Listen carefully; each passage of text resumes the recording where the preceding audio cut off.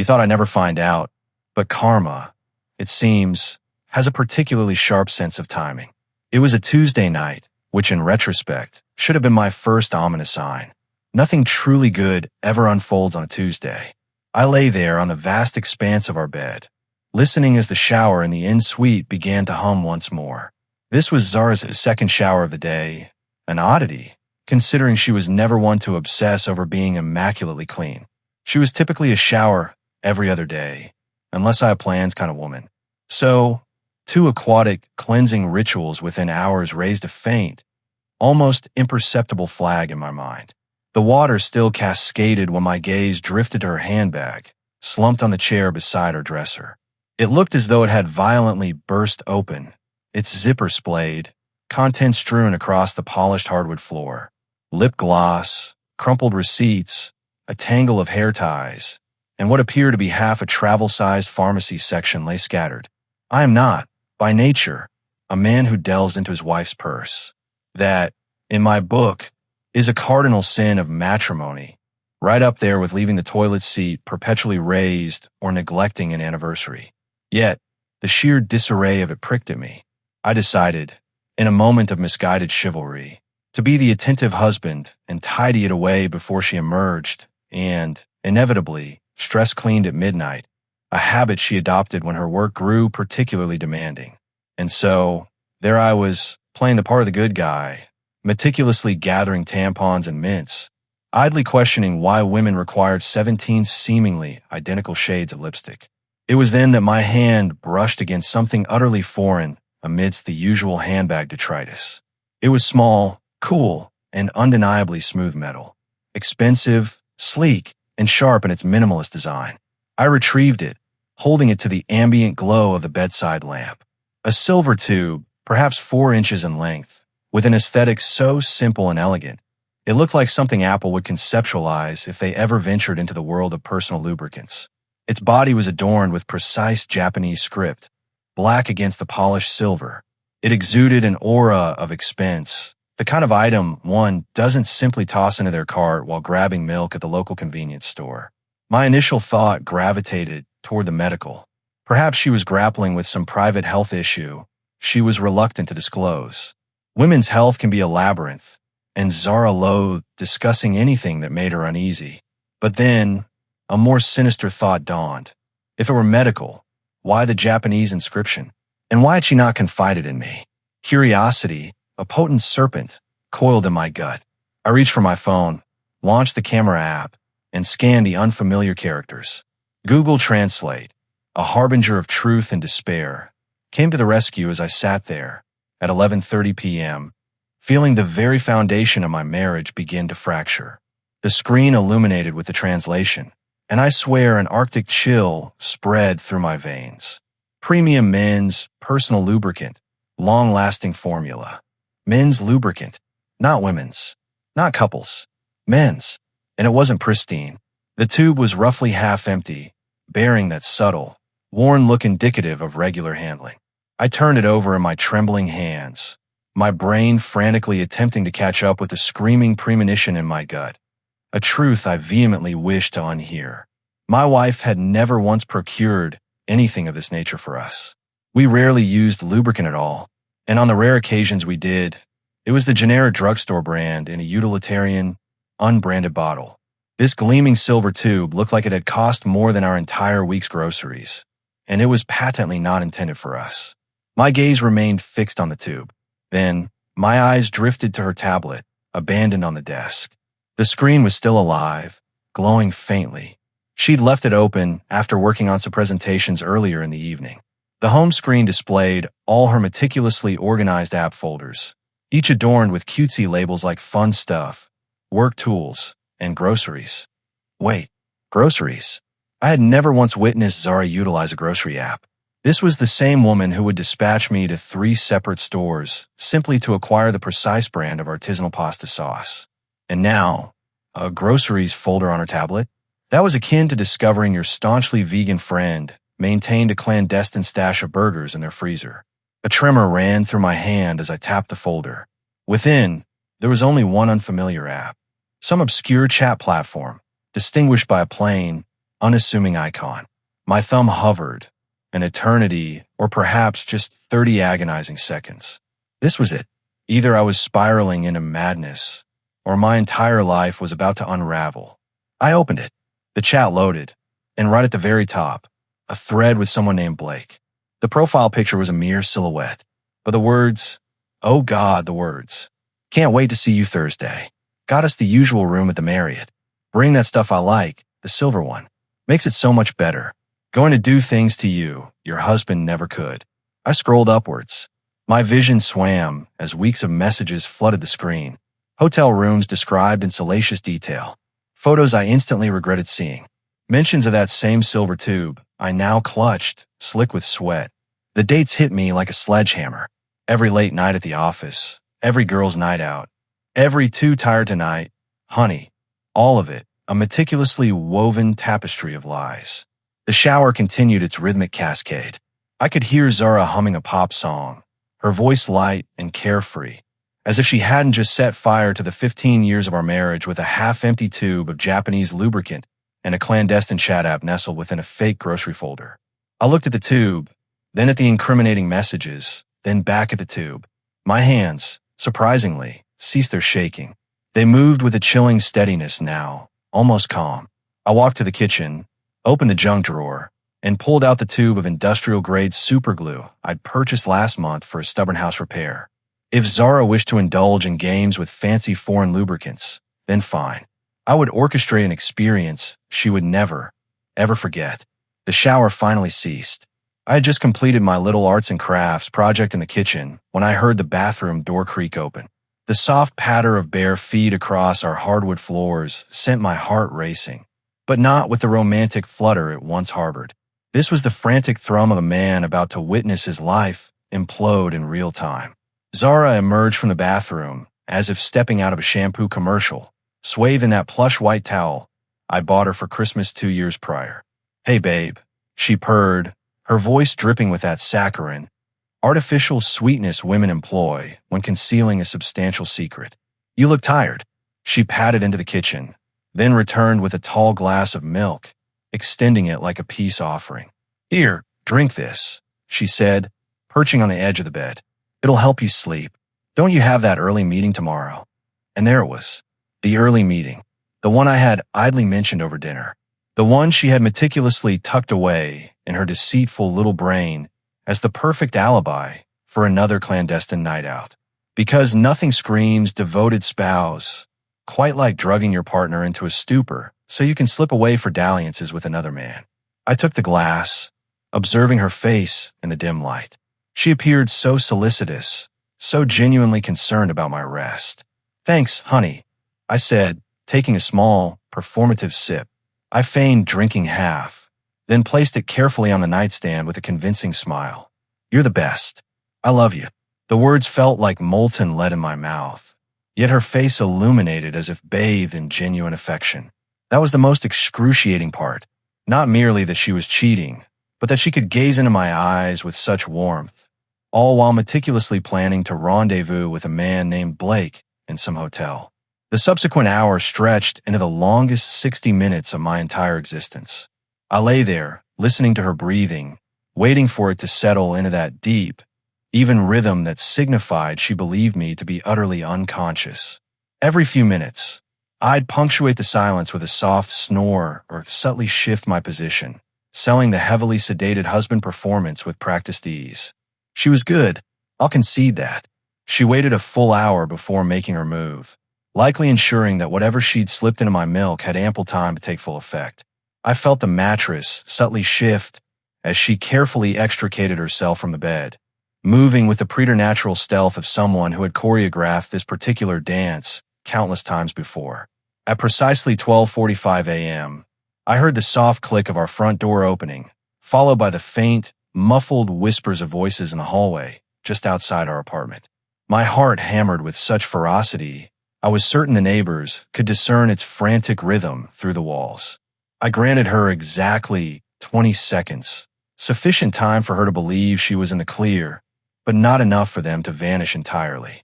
Then, I slipped out of bed, grabbed my robe, and crept toward the door with the silent precision of a suburban ninja.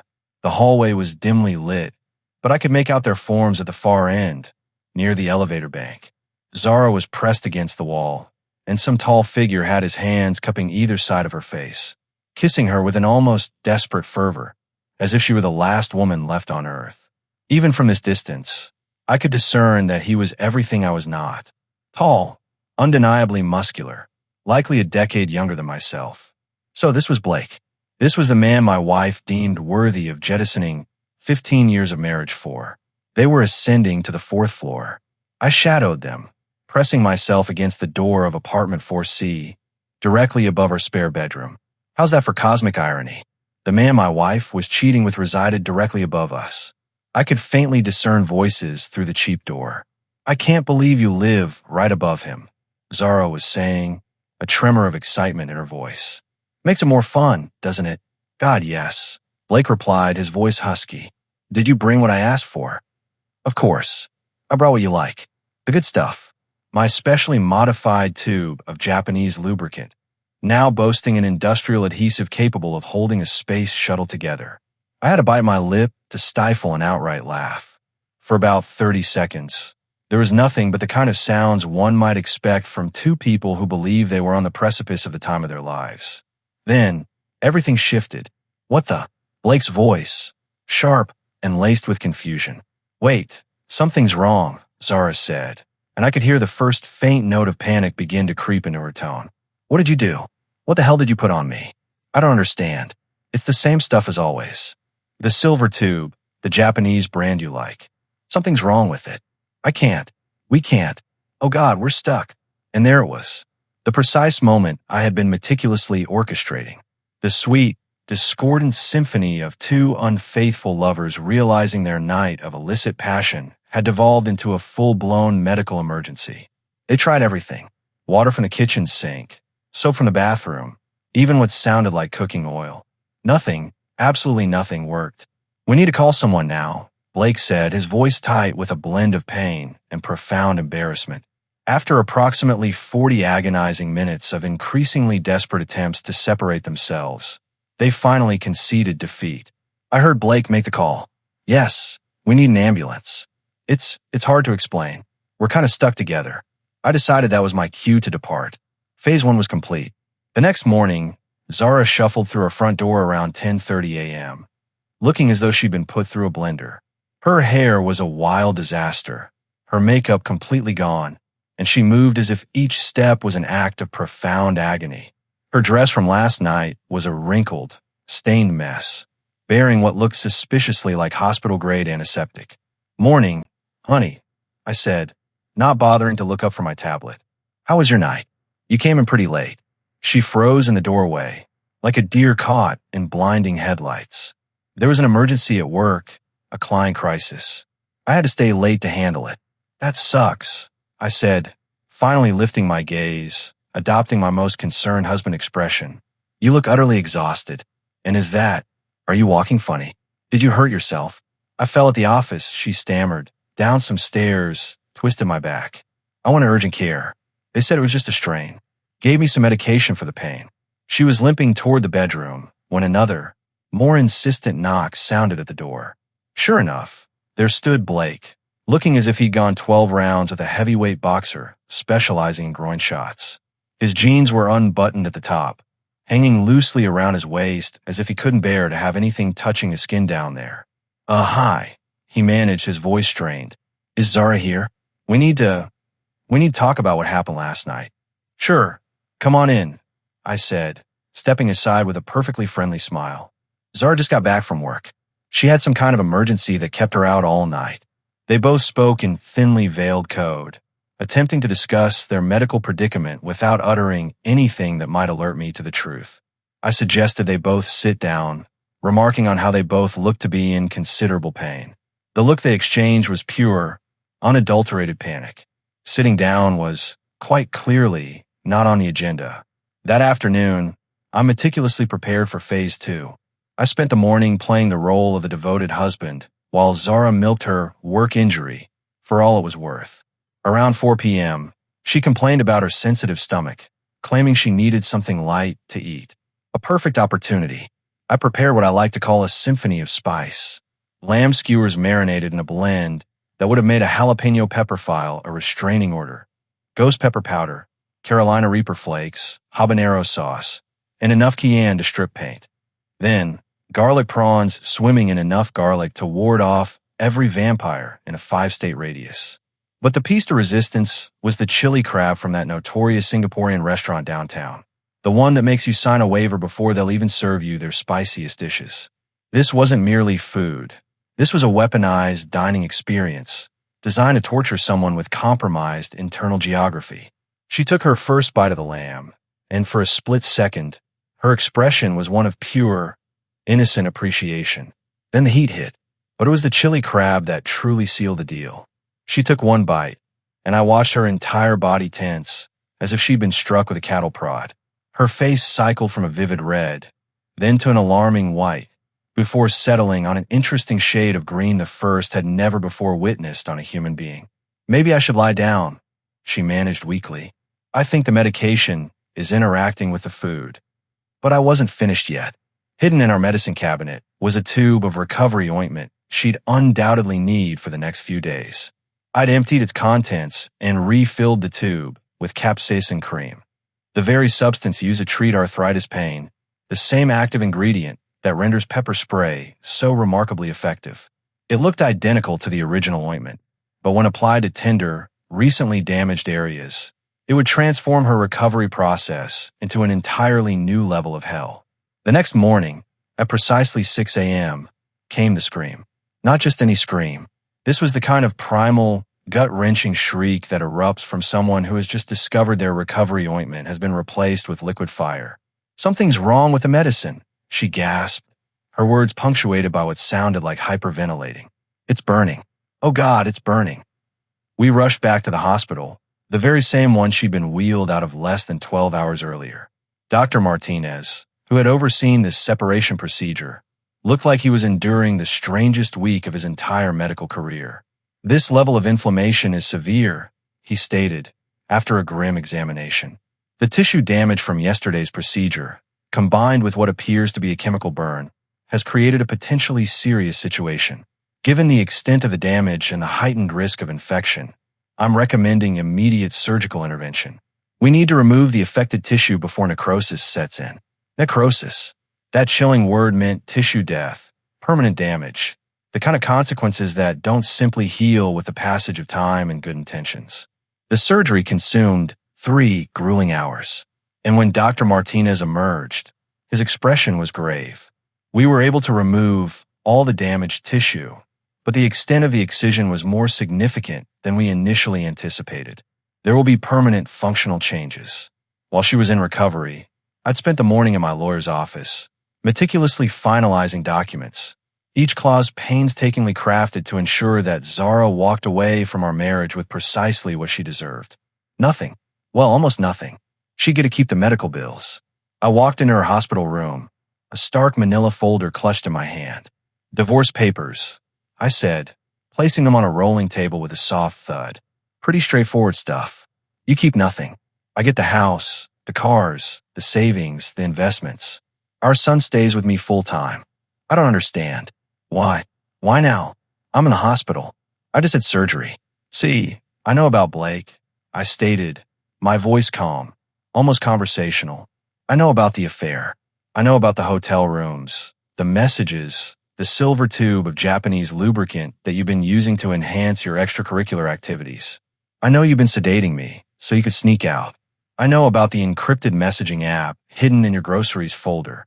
Each revelation struck her like a physical blow. I could actually witness her deflating, like someone was slowly releasing the air from her entire existence. She attempted to refuse, tearing the papers in half with trembling hands. "I'm not signing anything." I merely smiled and produced another, identical set from my briefcase. "If you won't sign the generous settlement I'm offering, we proceed to court. And in court, all of this, the affair, the precise circumstances of your medical emergency, the pill use, everything becomes public record." But instead of accepting inevitable defeat, she did something I hadn't anticipated. She began to laugh. Not a joyous, liberated laughter, but the kind of broken, hysterical cackle that erupts when one's sanity finally surrenders. Now you think you've won, she choked out between gasps. You think you're so smart, so clever, but you have no idea what you've done. Blake isn't going anywhere, and there are others, too. Do you really think he was the first? Do you really think this was some kind of isolated incident? That's when I uncovered the network. Hidden deep within her tablet's browsing history, I found evidence of something that made Blake's affair look like amateur hour. There was an entire network, a private group operating through encrypted apps and exclusive websites, catering specifically to married individuals seeking discreet encounters. Zara had been a premium member for over 3 years. I printed out every damning piece of evidence and walked straight to the police station. The network, as it turned out, was involved in activities that significantly crossed legal lines: tax evasion, prostitution, embezzlement, fraudulent use of company credit cards. Within a week, the investigation had expanded to include the FBI. Assets were frozen. Arrests were made. Meanwhile, a neighbor's video of their ambulance ride went viral. When cheating goes horribly wrong, hit 500,000 views in 12 hours. Someone recognized Blake as a fitness influencer who marketed himself as a relationship coach. His gym fired him before the week was out. Zara's identity spread like wildfire through her social circles. Her friends began distancing themselves one by one. The book club mysteriously developed recurring scheduling conflicts. Even a grocery store cashier started giving her looks that could freeze hell. 3 weeks later, Blake made the colossal mistake of coming back, demanding $20,000 for medical bills and lost income. Their argument escalated quickly, spilling from the front yard into our house. I could hear them moving around upstairs, shouting, then the unmistakable sound of furniture being thrown around. When Blake shoved Zara down our concrete steps, that's when the officers, who had responded to my domestic disturbance call, decided they'd witnessed enough. Both were arrested. Additional charges were added to the existing fraud investigation. The custody hearing was a mere formality when one parent was in county lockup and the other possessed irrefutable documentation proving systematic fraud and infidelity. Detective Morrison texted me, "Case closed." Both defendants pled guilty. Zara received 18 months. Blake received 2 years. I deleted the message and poured myself another drink. Sometimes justice isn't blind. Sometimes it just takes a little help seeing clearly.